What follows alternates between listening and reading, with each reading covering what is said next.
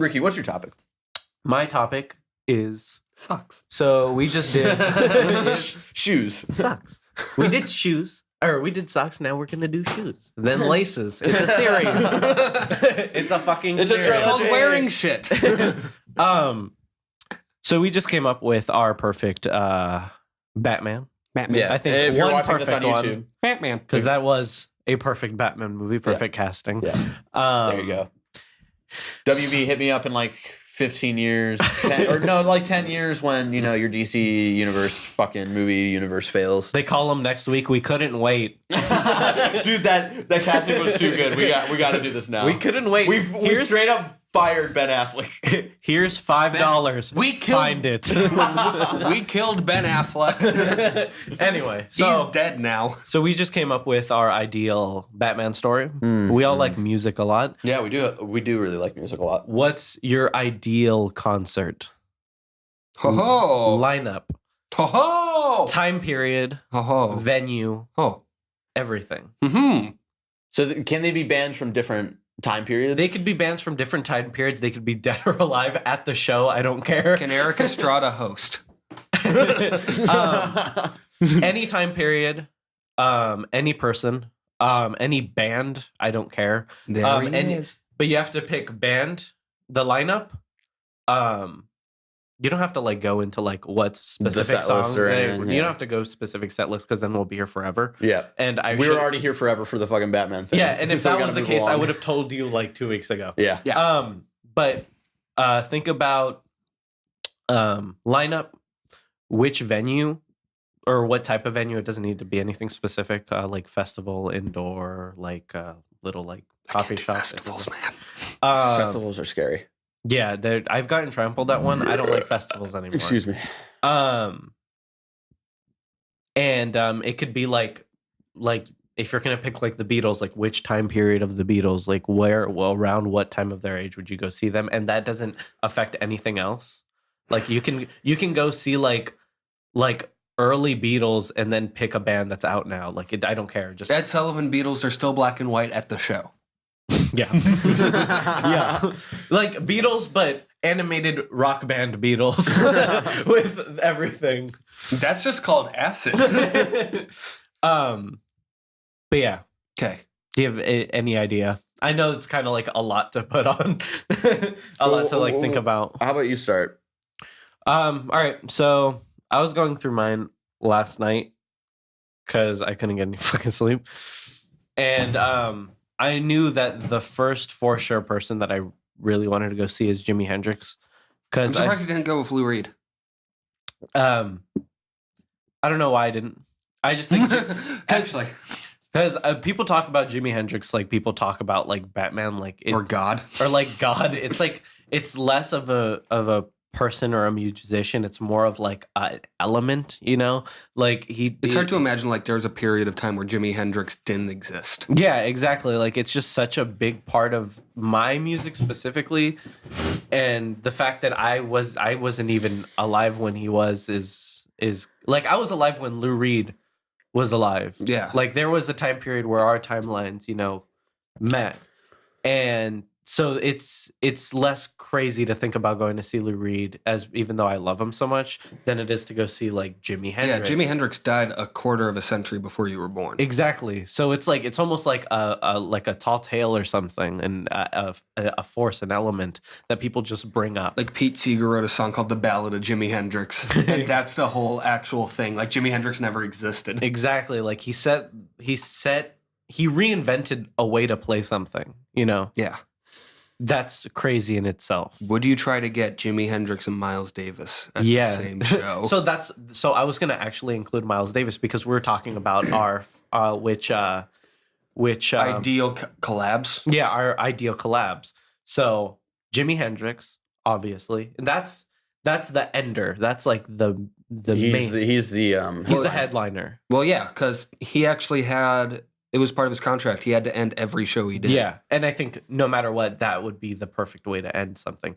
Not a festival, because there's some festivals are too dangerous, and like they usually get really out of hand, and I just hate festivals. Oh yeah. There's no connection with the stage whatsoever. There's usually like 20 feet of just barricade separating you. That's from what the ruined stage. Warped Tour for me. Like no interaction with them. Yeah, so like you don't. There's no stage diving or anything for the most part. Like it's just because of the gap itself, you know.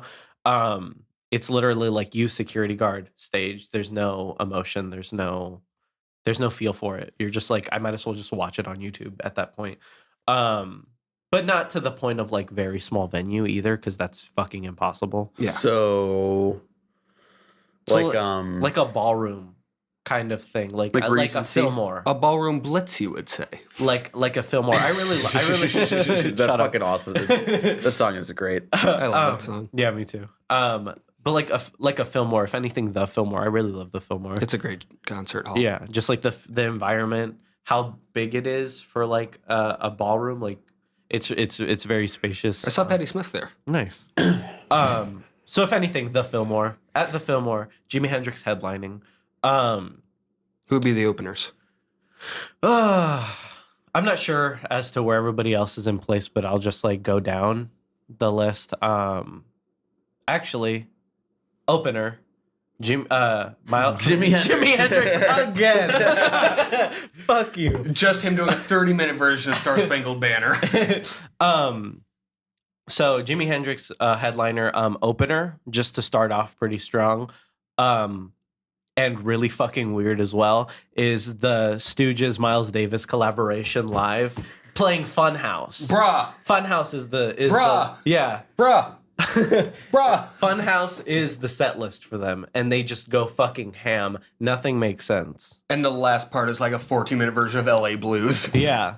So for the most part, this concert's gonna be a fucking jam session pretty much, but it's gonna be fucking. And you rich. guys make fun of Fish. But Fish sucks. But Fish is bad jam. Iggy Pop is like the good jam. You like put it on the bread with the peanut butter and you got yourself a good sandwich. Like Fish is like So Fish, Iggy Pop is like strawberry, and then Fish is like Boysenberry. yeah. Bingo. That's exactly what it is. Iggy Pop is an orange. Fish is grapefruit. Pretty much. Because Yeah. who the fuck eats grapefruit? I'm not 80. That isn't 60 years old. The Stooges is your OJ or your apple, whichever you prefer. And Fish is like carrot juice. Fish is prune juice. Oh. Fish is like, why am I here? Because his dad listens to them? Fish is why am I here? Stooges is what the fuck is going on? Woo! Where are my things? Why am I in someone?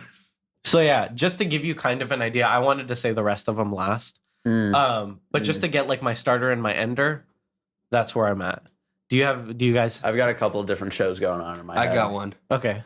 Opening, Minor Threat. Nice. Just going ham. Right. Just going off the like bouncing off the walls, going full hardcore. Good. Like whole discography because you can do that as an opener. Yeah.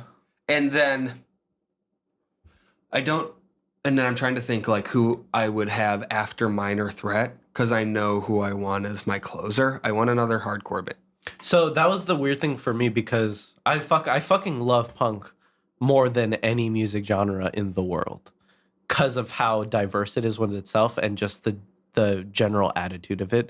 So I knew I wanted my concert to be a punk concert and to have like kind of make people go through the different levels, the different subgenres, the different experiences and emotions that go with the genre. So like, of course, like starting off with the Stooges, like you're very straightforward. Like this is obviously punk. This is crazy. This has a lot of anger, a lot of emotion, a lot of psychedelic in it. It's all these different things put together. And then you're ending it with the guy who wasn't put under punk, but is probably the most punk person in the world. Jimi Hendrix? Yeah. Fucking Jimi Hendrix. Yeah, I always try to explain to my parents, like, Jimi Hendrix is punk. You're just Yeah. not listening to it. Okay, second person, Death Grips. I knew you were going to say that. Mostly because I really want to see Death Grips live.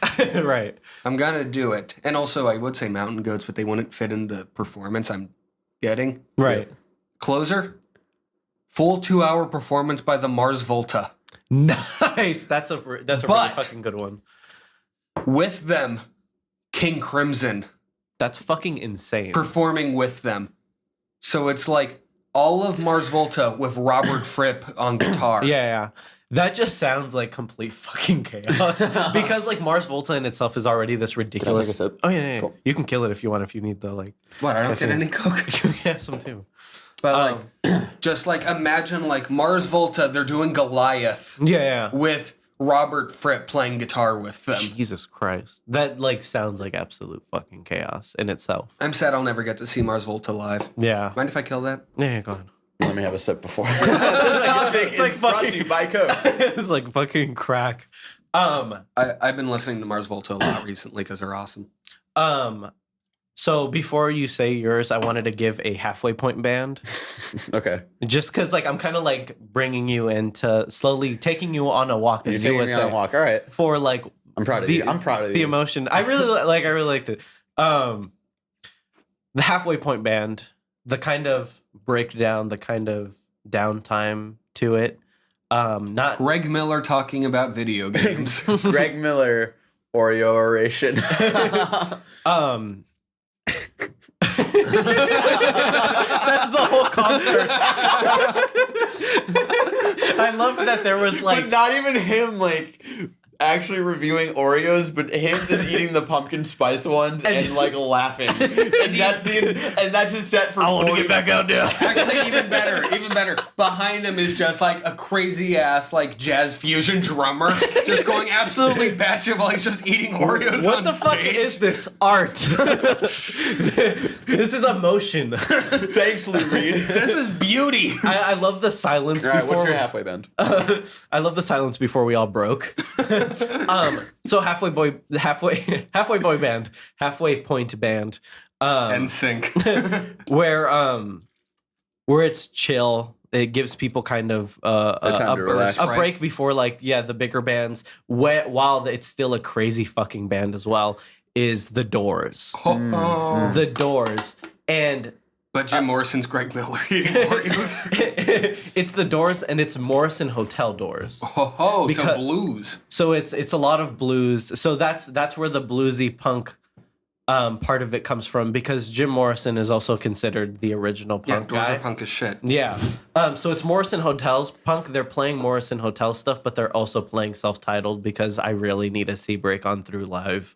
I need to feel that. Do they end with LA Woman? the other side. Yeah, with Miles Davis. Miles Davis is there the entire show just But yeah, I like that's like the halfway point where you get like everybody gets kind of a break and they just get to chill and listen to the fucking Doors because no one can say that anymore. You know, that's my halfway point. Barrett. All right. I got like 3 different concerts going on here because I have a lot of bands that like I would like to see together. Right. But I can't put them all into one concert. I really like this topic because like we're all kind of in the same thing, but on completely different levels at the same time. All right. So my first concert, opening up the show, is Block Party. Nice. All they play is Silent Alarm. Well, yeah. Really, yeah. I really like 4, And then but that's just me. a lot of these concerts are in 3s. And then after Block Party, And sync. yeah, Oh, you're giving like multiple like. multiple different concerts. Okay. Right Nice, now, this nice. is my first concert. So I was Block hoping Party, one of you would do and that. then Block Party opens up, and then after Japan Droids, Oh. and That's then closing good. out the show, Jimi Hendrix. I was kind of hoping all the closers would just be Wonder Years for all of these. So that's my first one. That'd be such an interesting concert. My That, second like, one, covers bases. my second one would be, this is just a 2 band thing. Aaron West and the Roaring Twenties opens, Followed by Aaron Carter. followed by Bob Dylan. Oh, right. So you're covering different fields. That of, sounds like, sad as shit. emotion. Yeah, it sounds really sad. It sounds chill as fuck, though. I'd And go He's hide. only doing blood on the tracks. And yeah, Bob Dylan is only playing songs from Blonde on Blonde, Blood on the Tracks, and Highway 61. I would love to be high as balls at that show. And then Just, oh, fuck. my third one I have here, Modern Baseball opening, then the Front Bottoms, So now we're getting like your pop and punk, then the like, Dead love. Milkmen. And then the Dead Milkmen? Yeah. I can organize. He can make that happen. That's and the most then- realistic one. And then my last one, Moose Blood, My Chemical Romance, and then closing out the show, Brand New. Nice. Wonder Years weren't at any of those. Aaron West, He's seen Aaron West, but he's seen the Wonder Years I've seen the Wonder True. Years. multiple times. That's happened. I still need to see him. Yeah. And like most concerts, if you've seen it already, that's the experience you've had with it. You will leave it alone. Yeah. And move on. Unless it's one of Unless those they bands. have like an album that's like really like Yeah, changed. unless And they're, that's like, your why favorite I never band. saw them like in this last tour because No Closer to Heaven was a very alright album. Like, They're, unless they're your some favorite good band or songs, something, But just then- and I talked about that in a little bit of the blog post that I wrote for our website of like album structure and like how that's important. And that's why like No Closer to Heaven I feel is very muddled because I think the album structure in that album sucks. So yeah, those would be like the concerts that I would love to see. So I'm going to give one more. Or Okay. actually, I have two more. I'm going to give my last one at the end of what you're about to say. But give this one right here in this in-between point. So we have Stooges, right? Mhm. There's a space in between for Stooges. Then the Doors. Then Jimi Hendrix last, but there's the space in between to kind of transition it from the Doors into Jimi Hendrix. Okay. So this is when the Velvet Underground comes to play. All they do is a 45-minute version of Sister Ray. So, Velvet Underground. And it's going to be Velvet Underground on the big stage this is Velvet Underground working with Andy Warhol still, and Andy Warhol projecting films on them as they played. So we're slowly getting more of this intense feeling before Jimi Hendrix comes in while still keeping the mellowness of the Doors. Nico is not there. Fuck Nico. Nico's gone. This is just the Velvet Underground. Someone doesn't like All Tomorrow's Parties. I hate that. That's a good song though. I hate it. that Is. I don't hate it. That's like one of my least favorite ones. My favorite song on that album's Heroin, so. I mean, 'Cause Heroin is like the best song. Is the best song. Heroin is the best song ever written. Ever. Fuck you. Yeah. In the sense. Just ever written. Yeah, fuck you. Fuck you. Fuck you. It's just written. First of all, fuck you. So yeah. I like, but for real though, Heroin Feels so good when I shoot so it. fucking great. Heroin gives I think it's better than heroin. what's the Beatles song people always quote? Day in the Life? Yeah, I think it's better than Day in the Life. Damn. Heroin is such a brilliant song because it gives you the experience of Heroin. without having to fucking take it. Not just heroin, but just drugs in general of what just a trip feels like and the paranoia and the longing for something else. And it's just such a great constructed album, song, not because of the lyrics, but just how the song itself is structured and how the music in that song represents this weird high that is going on. And it's so fucking perfect. Yeah, I've said it before, I'll say it again. I've done a decent amount of drugs in high school, but I've never been higher than listening to the Velvet Underground. I still think the best concert we're going to get out of any of us saying this is Greg Blink Miller eating... 182.